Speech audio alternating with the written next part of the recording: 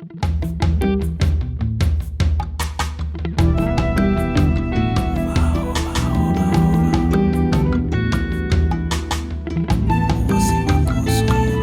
à tous, bienvenue encore une fois sur notre chaîne, au podcast en français.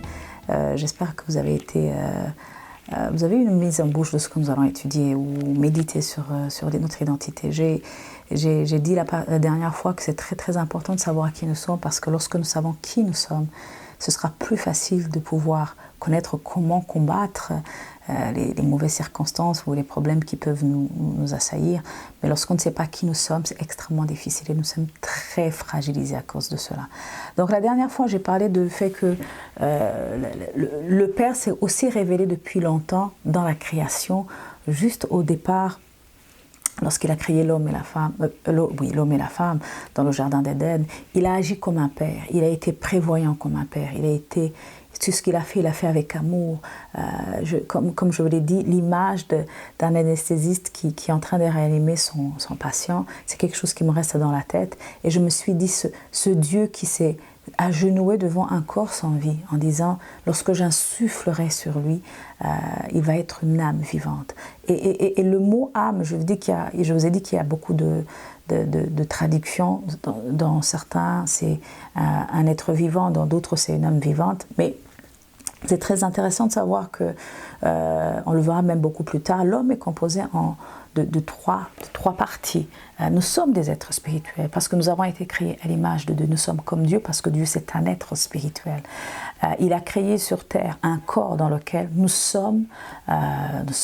habitons. Donc le corps que vous voyez ici, c'est celui de Nathalie, mais il y a un être à l'intérieur, un être spirituel, et nous possédons une âme. Donc, c'est très important de savoir qu'au départ, nous sommes des êtres spirituels vivant dans un corps, mais possédant une âme. L'âme, c'est le siège de la personnalité, des pensées, des émotions, de la volonté. On le verra un peu plus tard.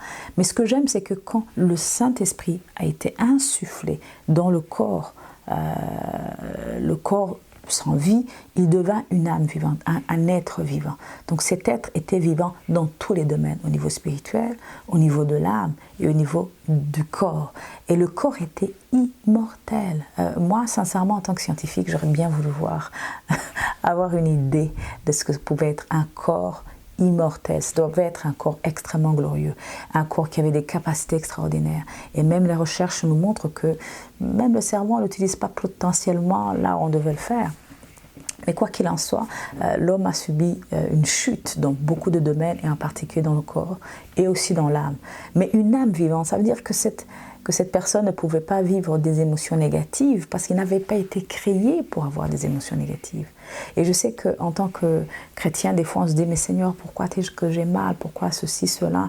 Dieu n'a jamais voulu qu'on ait à souffrir comme cela. Ce n'a jamais été le projet de Dieu que l'on souffre. Donc, quand on est dans la présence de Dieu, on ne devrait pas avoir de la souffrance comme ça.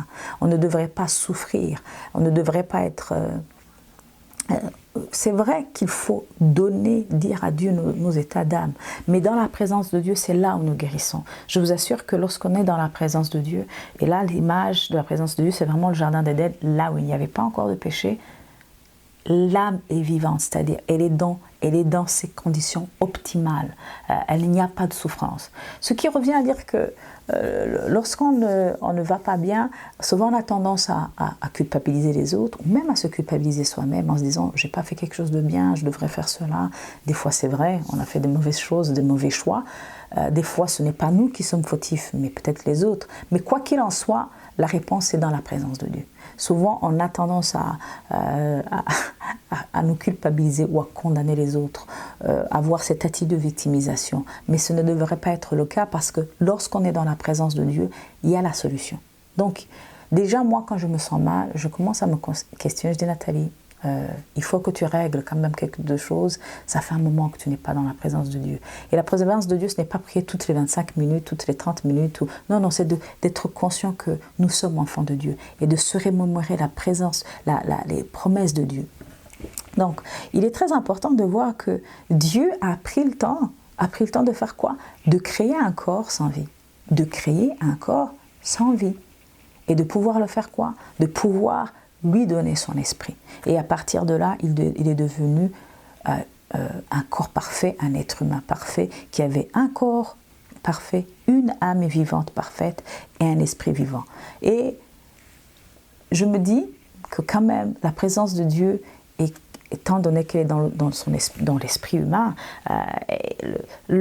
l'esprit ne pouvait pas être assujetti au corps. C'est-à-dire que l'esprit d'Adam n'était pas influencé par les émotions d'Adam ou le corps d'Adam. Pourquoi? Parce qu'il était pleinement connecté à Dieu. Mais bien sûr, on voit un petit problème qui surgit dans le jardin d'Éden, c'est la corruption de l'être humain. On voit le diable qui prend la forme d'un serpent et qui vient faire douter de l'identité d'Adam, en disant si tu fais ça, tu vas devenir comme Dieu. Oui, Dieu le sait, que si jamais tu fais ça, tu vas devenir comme Dieu. Lisons d'ailleurs ce passage qui se trouve dans Genèse chapitre 3, verset 1. Le serpent était le plus tortueux de tous les animaux des champs que l'Éternel avait fait. Il demanda à la femme, « Vraiment, Dieu vous a dit de manger du fruit d'aucun des arbres du jardin ?» La femme répondit au serpent, « Nous mangeons des fruits des arbres du jardin, excepté du fruit de l'arbre qui est au milieu du jardin. Dieu a dit de ne pas en manger et de ne pas y toucher, sinon nous mourrons. » Alors le serpent dit à la femme, « Mais pas du tout, vous ne mourrez pas. Seulement Dieu sait que le jour où vous en mangerez, vos yeux s'ouvriront et vous serez comme Dieu, choisissant vous-même entre le bien et le mal. » Vous serez comme Dieu, alors qu'ils étaient déjà comme Dieu. Et c'était l'une des premières tentations qui a été faite à Jésus quand il a été quand il allait commencer son ministère, qu'il était allé dans le désert. La première chose que le diable lui a dite, c'était « Si tu es fils de Dieu, change ces pierres en pain. » Il est « Si tu es fils de Dieu. » Donc il lui a fait douter sur cette identité. Lorsque le diable arrive à nous faire douter de qui nous sommes, c'est clair, il a réussi son coup. Il va nous faire mal.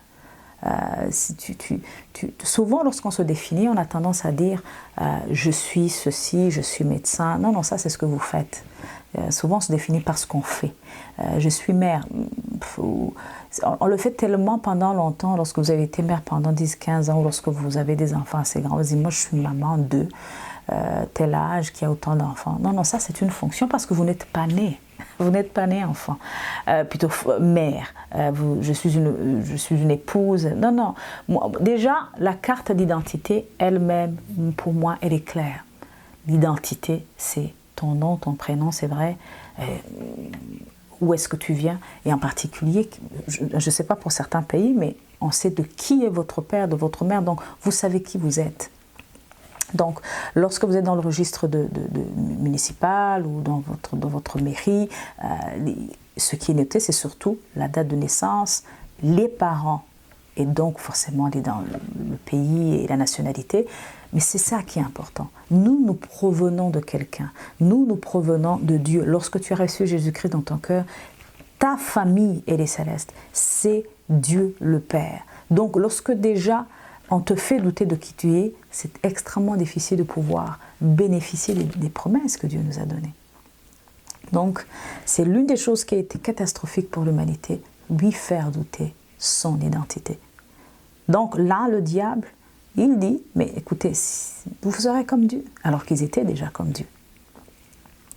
Et moi, je considère que ce qui a été fait, ce qui a été dit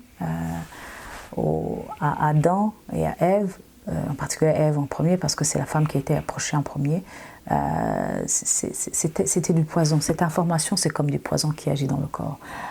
Moi, je le considère d'ailleurs comme un virus. Et d'ailleurs, nous sommes dans la période post-Covid. Beaucoup de gens vont comprendre un petit peu ce qui se passe.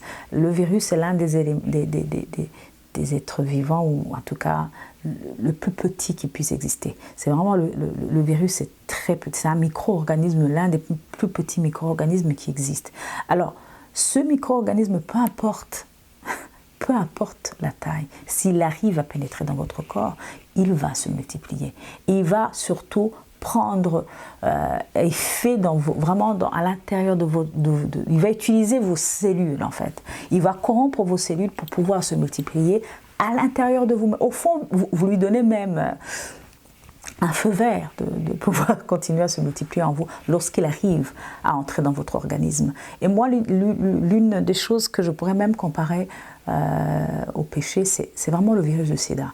Le virus du sida, lorsqu'il entre en vous, peu importe les moyens pour lesquels il est entré, est-ce que c'était, entre guillemets, vos bêtises, est-ce que vous avez eu des rapports non protégés, etc.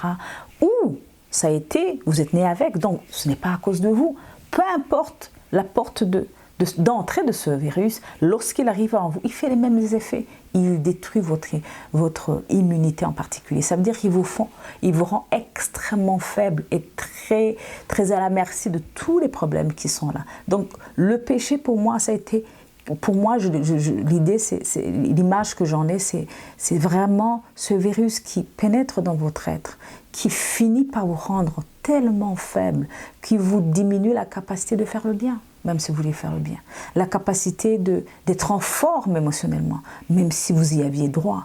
La capacité de ne même plus résister à tous les petits problèmes de la vie, alors que vous aviez été créé pour faire quoi? Pour dompter cela, pour être...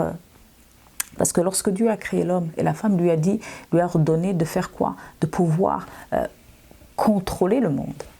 Mais là, à cause de ce virus, de ce péché qui est en nous, tout nous est tombé dessus. Nous sommes devenus les êtres les plus faibles alors qu'on était on avait été créé à l'image de Dieu pour être l'être humain supérieur. Donc le péché pour moi, c'est comme ce virus qui vient vraiment détruire votre immunité, votre sensibilité, vous rendre fragile, alors que vous aviez été créé pour devenir extrêmement fort. Donc voilà l'une des images que pourrait donner. Ce corps, cet esprit, cette âme qui était au départ parfait et qui vient d'être corrompu par les paroles d'un serpent qui nous remet en doute. Vous savez, toutes les paroles qui mettent en doute ce que nous sommes finissent toujours par nous détruire. Et ce qui est drôle, c'est que même quand tout nous paraît bon, même s'il y a des paroles qui peuvent être peut-être gentilles, ça peut ne pas être de bonnes choses, en particulier lorsqu'elles ne sont pas inspirées par Dieu. Je vous rappelle l'image de l'histoire qui est arrivée avec Pierre, lorsque Pierre a dit à Jésus, non, non, non, non, tu ne peux pas mourir, c'est pas possible. Toi, et si tu meurs, ça ne va pas aller. Et Jésus lui a dit, arrière de moi, Satan. Pierre n'était pas le diable, mais les pensées qui avaient influencé, avaient été influencées par le diable, et c'est comme si le diable était au-dessus de lui, même si Pierre ne le voyait pas. Et c'est Jésus qui a chassé ce diable même, qui avait fait le même coup dans le jardin d'Éden. Donc souvent, nos pensées sont souvent corrompues, on ne le sait pas. Et souvent, quand on passe dans des moments difficiles, on se déteste, on se hait. Et bon, je sais que c'est un des domaines dans lesquels je dois travailler beaucoup. On va aussi parler des tempéraments. Il y a certains tempéraments qui sont extrêmement sensibles aux pensées. Par exemple, les gens qui sont mélancoliques, c'est un travail que l'on doit faire très sérieusement parce qu'on se fait attaquer au niveau des pensées. Et la parole de Dieu est là pour nous aider à nous renforcer. Donc, méditons à la parole de Dieu qui nous rappelle qui nous sommes en Jésus-Christ. Et ce que nous sommes en Jésus-Christ est beaucoup plus important que ce que nous pouvons voir de nos yeux, ce que les gens peuvent nous dire, ce que nous pouvons dire même de nous-mêmes. Mais ce qui est important de savoir, qui nous sommes en Jésus-Christ.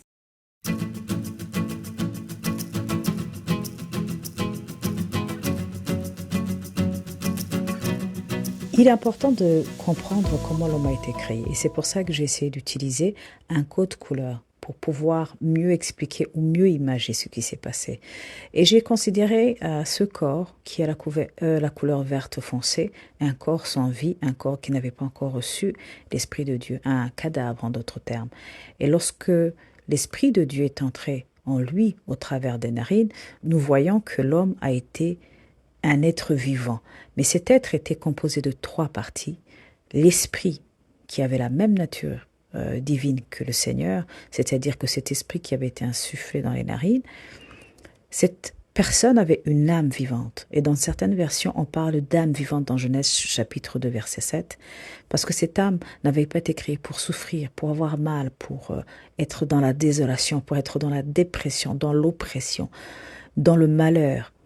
Non, c'était une âme qui avait été créée pour la victoire, pour être au-dessus des circonstances, pour dominer, non pas pour être dominé. Tout cela étant dans un corps qui était immortel. Et parce que Dieu ne crée pas des choses pour que ça soit détruit, des choses qui souffrent, parce que le corps humain n'avait pas été créé pour non seulement la mort, mais aussi la maladie, la faiblesse, la vieillesse. Dieu n'avait jamais créé cela. À l'origine, Dieu voulait que le corps humain soit un corps immortel. Alors que Dieu vous bénisse, passez une excellente journée, une excellente semaine là où vous vous trouvez. J'espère que vous avez été bénis.